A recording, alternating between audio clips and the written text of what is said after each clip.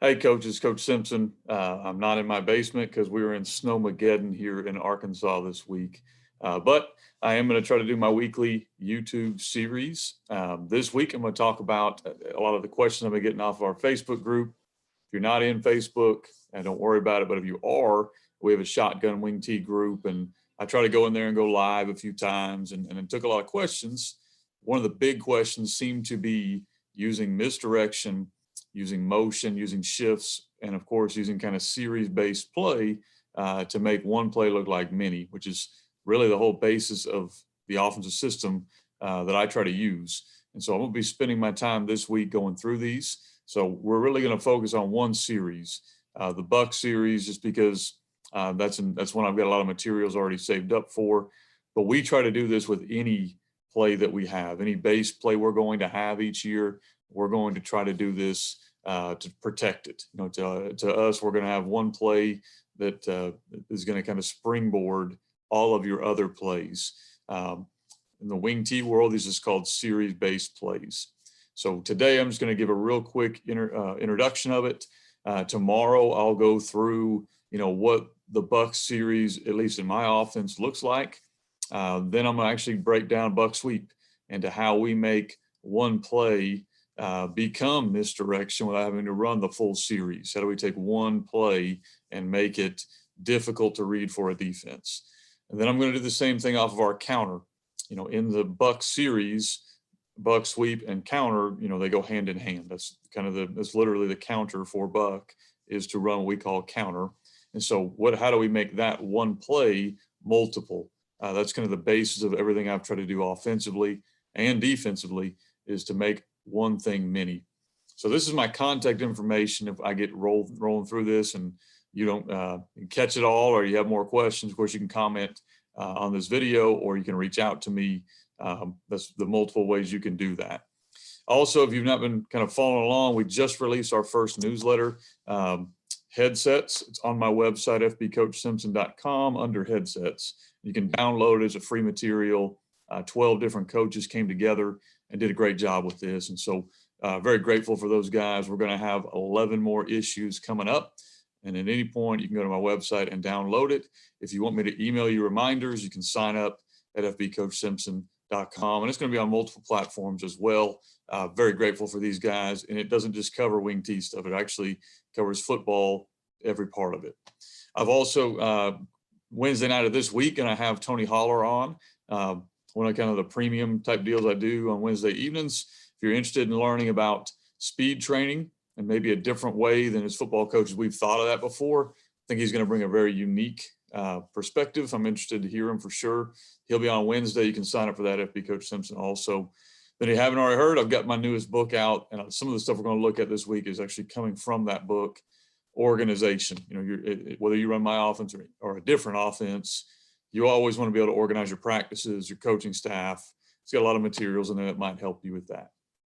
Now on to what we're going to do this week. So this stuff is coming from my offense, GunT offense, and I've got a ton of materials available, of course, on YouTube, on CoachTube, on my website, really a lot of places. But we're going to talk today about the benefits of running WingT kind of system.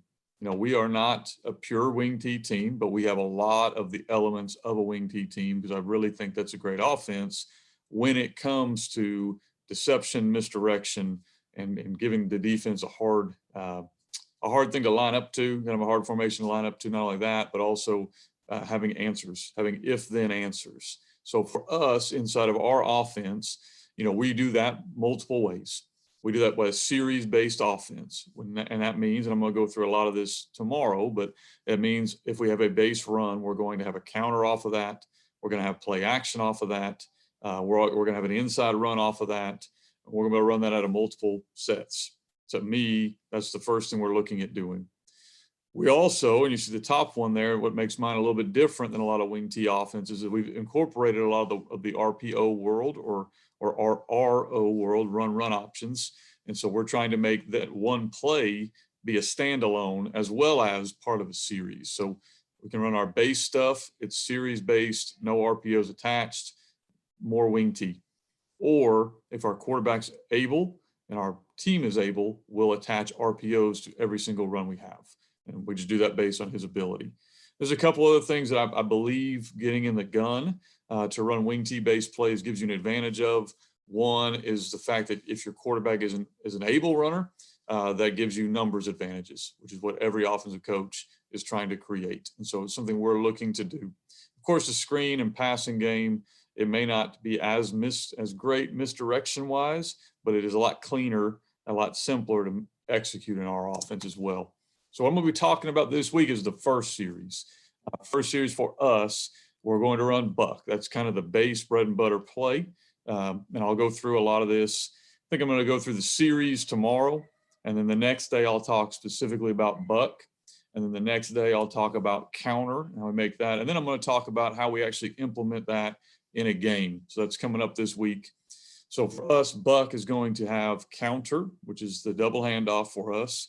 We're going to run, if we can run QB trap or QB, what I call belly, or a lot of people call gut off of it, the inside run off of buck, we're going to run that.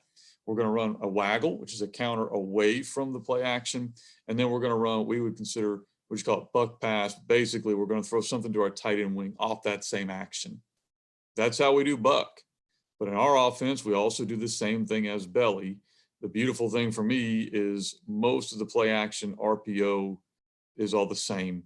Belly and buck, it's the same action. Because when you're trying to create an if-then, all you're doing is getting the backfield action. And then you're coming back and you're building off of that. Well, belly and buck look very similar in the backfield to a defense. So we're able to take a lot of our counters and attach them together, waggle, all of those things can attach. If our quarterback has the ability year to year, we'll also run some of the what we call belly read, which a lot of people just call power read. Then we have our jet game, which we do off jet motion. I won't be going into that this week, but I do have that available on my website if that's something you're interested in, how we attach our rollout passes, our draw, or what WingT guys would call Sally, and then how we attach either a power read, QB draw, or I'm sorry, QB belly, or just a straight up jet.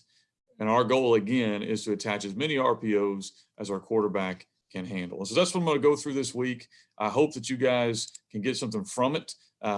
As always, you can feel free to reach out to me, fbcoachsimpson@gmail.com. You can comment on this video, and I've got a lot more material. So hopefully you'll watch this week and enjoy and try to go through the way we build our series.